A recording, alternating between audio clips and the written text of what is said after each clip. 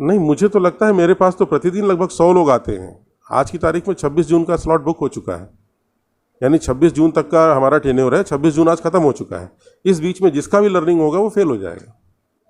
दिक्कत यहाँ पर स्लॉट्स की हो रही है। स्लॉट्स चूँकि सीमित कर दिए गए हैं मुख्यालय के द्वारा, तो सीमित स्लॉट्स सीमित लोगों को ही मिल पाते हैं। तो आपने स्टार्टिंग के ही पार्ट में ये देख लिया होगा कि कोरोना जो है वो जौनपुर के परिवहन विभाग से अभी दूर नहीं हुआ है। नमस्कार, मैं हूँ राणा और आज इस समय हम जिक्र करने वाले हैं जौनपुर के परिवहन विभाग की, जहाँ पर लोगों के लाइसेंस बनवाने के लिए सालों की छुट्टी लेनी पड़ती है।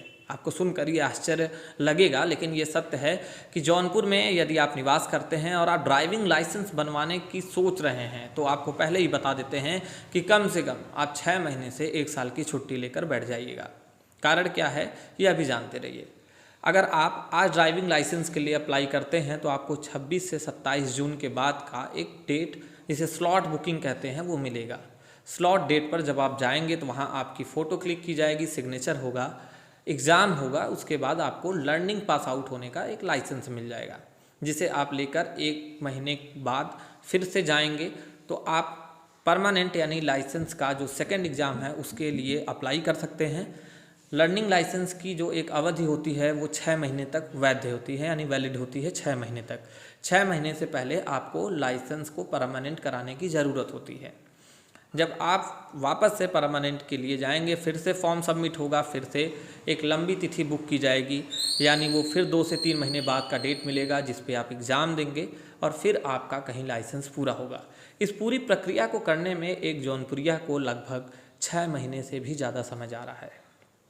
सोचने वाली बात यह है कि 44 लाख की जनता जब यह पहले कभी भीड़ लगाकर दूर तक खड़ी होती थी आरटीओ में, जो यहाँ से लेकर वहाँ तक, यानी जहाँ तक निगाहें जाती थी वहाँ तक लोग फ़ोटो खिंचाने में व्यस्त रहते थे। कारण यह था कि एक दिन में लगभग 250 से अधिक लाइसेंस बनते थे।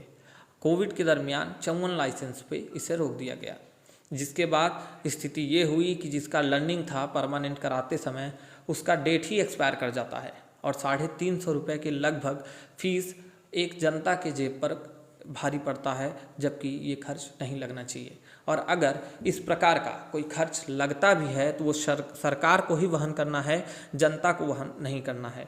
लेकिन फिर भी इस प्रणाली को क्या नाम दिया जाए ये तो भगवान भरोसे है। आइए वीर बहादुर सिंह की रिपोर्टिंग दिखाते हैं, जो परिवहन विभाग के आरआई अशोक जी से बातचीत किए हैं और समझाते हैं कि जौनपुर के परिवहन विभाग की इस समय क्या है स्थिति।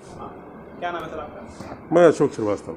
अशोक श्रीवास्तव। हाँ, अशोक श्रीवास्तव। सर, एक सूत्रों के हवाले से खबर आई है कि पहले की अपेक्षा 2019 के पहले समथिंग लाइसेंस का जो प्लाट रहता था वो ज़्यादा खाली रहता था, लर्निंग और परमानेंट का, इसमें उसको कम कर दिया गया। इसके बारे में क्या कहना चाहेंगे आप? कोविड के दौरान कोविड प्रोटोकॉल का पालन करने के लिए शासन के द्वारा ये व्यवस्था की गई थी कि दिन को हमारे 8 घंटे को 3 स्लॉट्स में बांटा गया था। वही व्यवस्था अभी तक चल रही है, तो जिसमें लगभग 18 लाइसेंस पर स्लॉट है, यानी कि 18 से 54 टोटल लर्निंग। हाँ, परमानेंट नहीं, परमानेंट कहे नहीं, आप कह सकते हैं कि हम सिर्फ 54 लाइसेंस वो बना सकते हैं जिसमें टेस्ट की आवश्यकता है।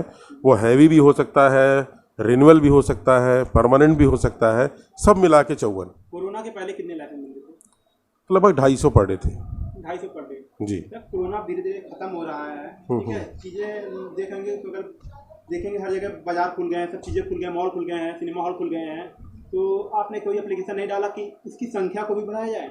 नहीं, इस संदर्भ में हमने मुख्यालय से लगातार संपर्क किया है। कई बार हमने यहाँ की समस्याओं से मुख्यालय को अवगत भी कराया है। वो इस पर विचार कर रहे हैं, अब जो भी विचार करें। 44 लाख की जौनपुर की जनता है, आपको नहीं लगता कि इस स्लॉट की संख्या कम है?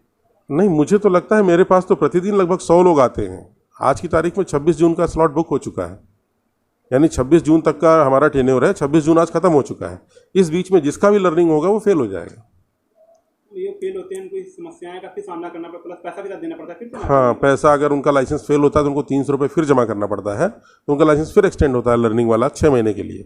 उस दौरान अगर वो डेट ले पाए तो ठीक है, अदरवाइज फिर से एक्सटेंड कराना पड़ेगा। डेट न ले पाए, कुछ कमियां आप लोग की तरफ से रह गई और लाइसेंस का उनका डेट चला गया? नहीं, हमारी तरफ से इस कमी को नहीं कहा जा सकता। आरटीओ ऑफिस की तरफ से ये कोई कमी नहीं है।